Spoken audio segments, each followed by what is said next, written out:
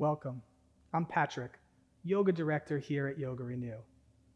In today's class, I'm going to answer one of the questions I've gotten most frequently in the 15 plus years I've been teaching yoga. Where do I put my hand in triangle pose? Does it go inside the foot? Does it go on the shin? Does it go outside the foot? Or do I grab my big toe? Well, the answer is that each yoga lineage asks you as the student to put your hand in a different place. And honestly, that can be confusing when you go out and take classes in the world of yoga. So today we're going to look at the pros and cons of each, or more importantly, we're going to explore what feels good for you in your body as the student or the teacher and why. Let's start together with our hands and feet wide. I have a couple blocks here just in case I need a little support instead of bringing my hand all the way to the floor. So you can grab those at home if you have them. Turn your whole right leg out, turn your left foot in. The first one we're going to look at is bringing our hand inside of our foot. I'm going to reach out, out, touch my fingertips to the floor inside my foot. I've often also seen students lift their hand off the floor to do this variation of the pose. Come all the way up. Let's try that on the other side. Turn my right leg in, turn my left leg out, straighten the arms and legs, reach out, touch my fingers inside my shin, either on the floor or off the floor. Good. Come all the way up. Turn your left foot in, narrow those feet, Tadasana. So a couple of things that I noticed. When I bring my hand inside my foot, it tilts my chest a little bit forward. And the back plane of my body isn't in a linear line, meaning that the back of my pelvis, my upper back, and the back of my head, they don't fall in the same line. That's okay, right? Maybe that's one of the benefits of the pose. The second thing I notice is that if I lift my hand off the floor, what I'm doing is I'm engaging my abdomen and my core to do more work than if I had my hand on the floor. And that might be a pro for some more advanced students and a con for students who are newer to this pose or newer to this practice.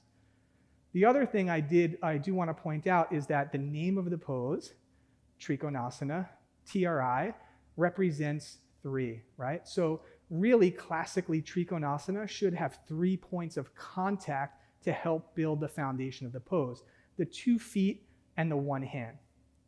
So let's move on to the second variation of this pose. In this instance, I'm going to take my hand on my shin.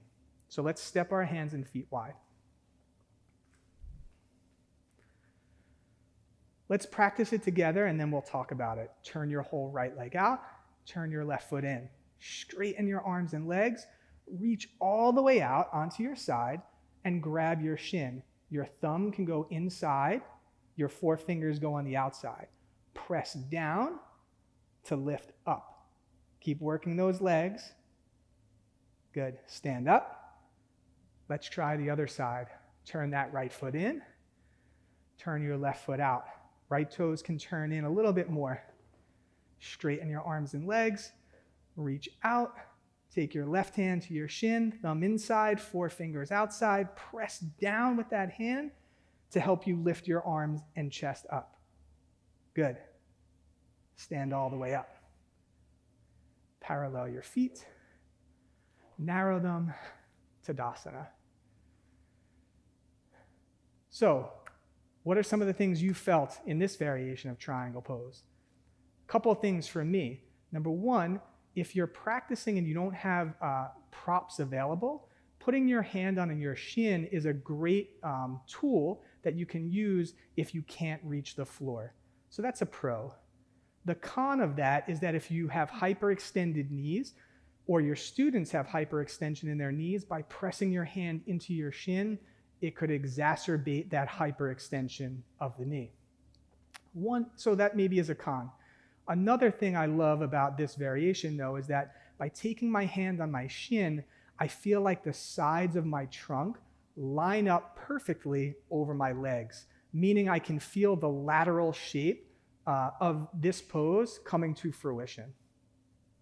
The next version or variation of the pose we're going to look at is a classic one from the Ashtanga yoga system. In this instance, we're going to grab the big toe with our pointer finger and middle finger. Let's try this one together. Step your feet wide. Arms in a T.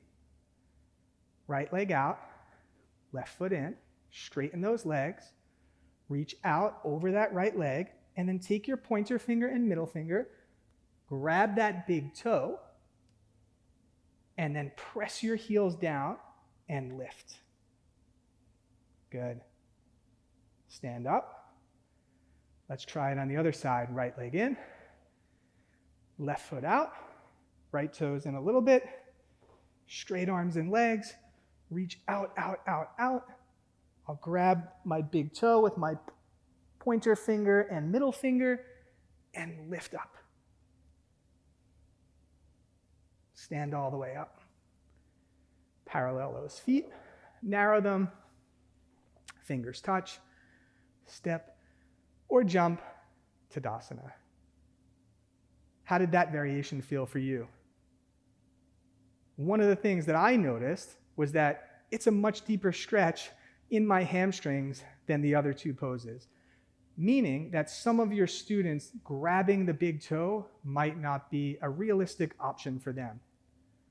What I do love about this variation is that by grabbing the big toe, it allows me some feedback in my legs and in my arm to help me tug on my toe to lift up and out away from the floor. One last variation. This time we're going to put our hand outside the foot. And instead of reaching the floor, you can also put your hand on a block outside the foot. This variation comes from the Iyengar yoga tradition and is seen in light-on yoga as the classic version of the pose. Let's practice this one together. Step your hands and feet wide. Turn your right leg out. Left foot in. Straighten your arms and legs. Reach out. Touch your hand outside your right shin or ankle. Reach up with your top arm. 2 straight arms. 2 straight legs. Stand all the way up. Right foot in. Let's do the other side. Left foot out. Right toes in a little more. Straighten those arms and legs. Reach out, out, out, out. Touch your hand outside your foot. Press those heels down. Press your left fingertips down. Reach that right arm up. Trikonasana. Press your heels down. Stand all the way up. Parallel your feet. Step or jump, Tadasana. How did that variation feel for you at home? I have to be honest, this is the one I practice most in my own practice and the one I teach most in my classes. What I love about it is that by bringing my hand outside my foot, it allows me to feel the most spacious.